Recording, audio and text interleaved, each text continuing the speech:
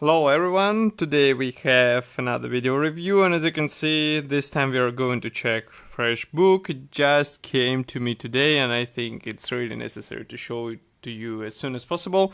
This is a new book from Casemate Publishing. As you can see, it is dedicated to German tank models. Actually, it also includes Russian, or let's say Soviet tanks, and those tanks will be copied from World War II times.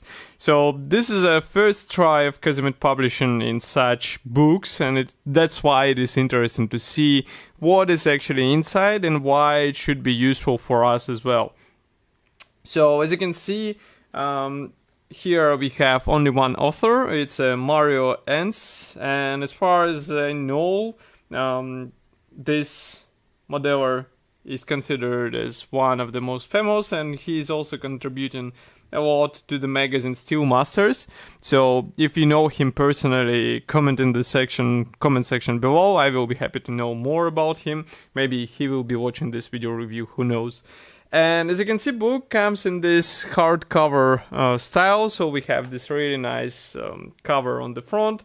Then here on the back side we have some short note on what is actually included inside, and it is surprisingly thin, I would say, because whole book is dedicated to modeling, but then we get not that many pages in my opinion, so I hope it's just a matter of a first try and next book will be more thick or thicker than what we have now. To be precise, there are 132 pages inside, so let's open it and take a look inside. So first of all, we have this nice introductory page, and then we have the contents page. So as you can see here, we have several models: Panzer 1, T-34, then Mouse and Su-152, and also some figurines, surprisingly, so Russian infantry. And note that scales of these models are different. I'm not sure which model is copied in which scale, so we have to check the book in a more detailed way in order to find out what was used here. So here we start with Panzer 1. This kit comes from Dragon, so it's 135 scale, and even in 135 scale it will be not that huge model, so I think it will be interesting for many of you.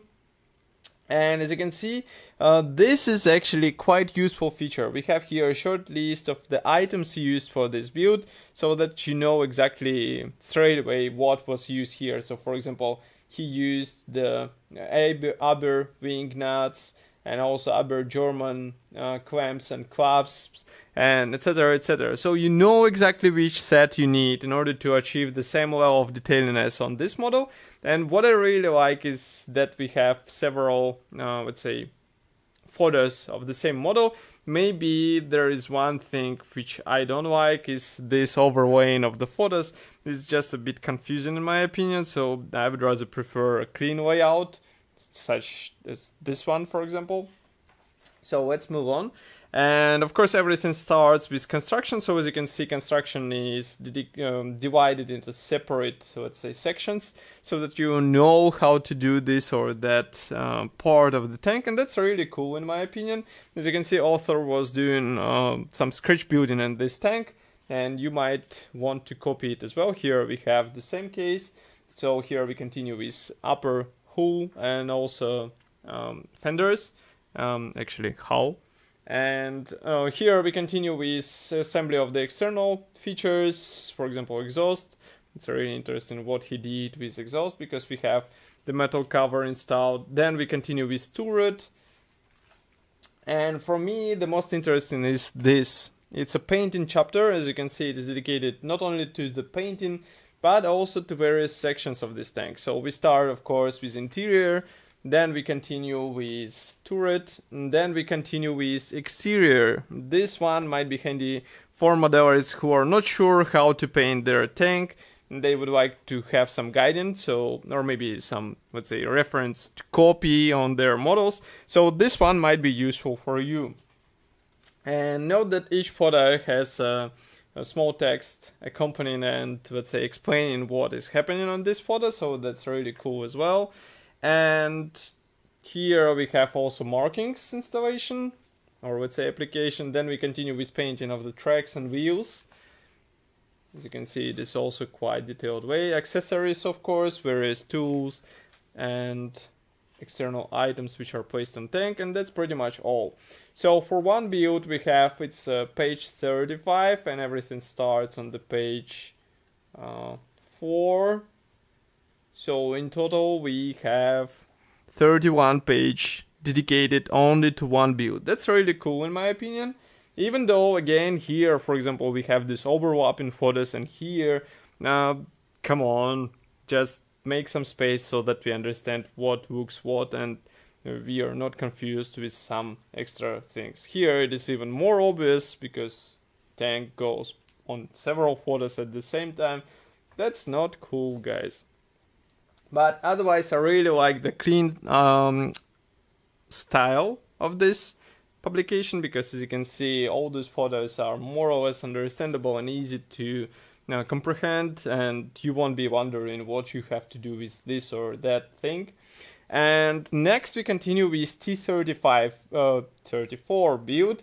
That's a Tamiya kit in 135 scale. I'm not sure about the choice of the plastic because we have several more, I would say, modern alternatives on the market, and it would be more interesting to see them assembled.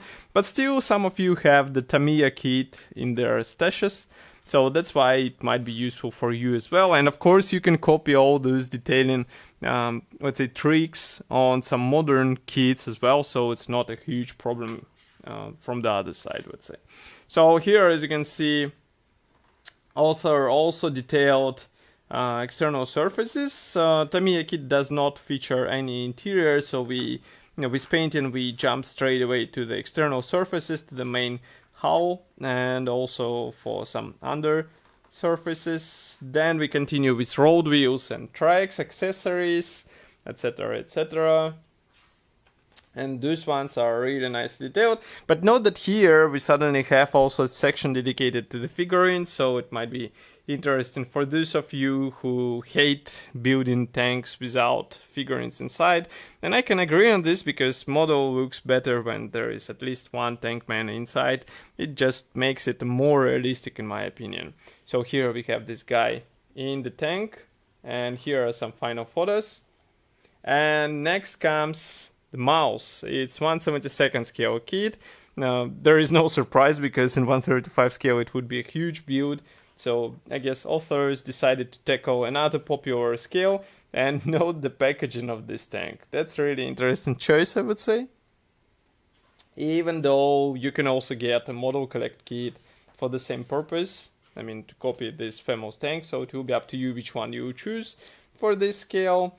And of course in 1/72 scale we don't have any interior detailing, so we jump straight away for exterior painting and weathering. Then we continue with running gear and tracks, turret here, and some numbers for the marking, and those are final results. So next kit is actually surprising. It's a Su-152 from Bronco in 148 scale. As you can see, it is copied in winter camouflage. Actually, it's just a washed out winter camo, and here it is written that this vehicle comes from Eastern Front winter 1943. So here author also used metal tracks. Again, we don't have any interior detailing, so there is no word about some scratch building for interior. We just work on the external surfaces, and for some of you it might be interesting, because some of you hate spending time on things which are hidden in the model and won't be visible on the final model. But of course, nobody stops you from getting some resin upgrade in order to have interior in this vehicle. Here, as you can see, we have weathering for the wheels and tracks. That's also quite a interesting procedure, I would say, which is interesting to learn as well. So again, we have a lot of pages dedicated to this build, and the final project is Russian infantry figurines in 135 scale. As you can see, they're combined into small diorama, I would say, which might be an interesting project as well. So those figurines come from MiG Productions. As far as I remember, they are made out of resin. Yes, here you can see them. So this might be an interesting introduction into working with resin. Here, by the way, you can see the color mixing chart so that you can get exactly the same shades which are used on this figurine. And then we continue with construction of the diorama base, which is also quite useful stuff, because here you can see the final result, and many of us would like to have the same thing to display their models. So this will be handy for sure. And that's pretty much all. So as I said before, there are 132 pages inside, and in total there are over 200 cover photos, which is quite impressive in my opinion. Price is set at 25 British pounds. This book should be already available for purchase on official Casemate Publishing website. Just to remind you, this is a first try of Casemate Publishing, so I hope some minor issues will be corrected in the next issue, and it will be even more useful, even easier to read, and we will carry more things to learn inside. But even in this form, it is worth a I would say purchase for those of you who would like to learn some new stuff about building German and Russian tanks in whatever scale, because here we have all popular scale covered, and I think you will be able to use what you will learn here.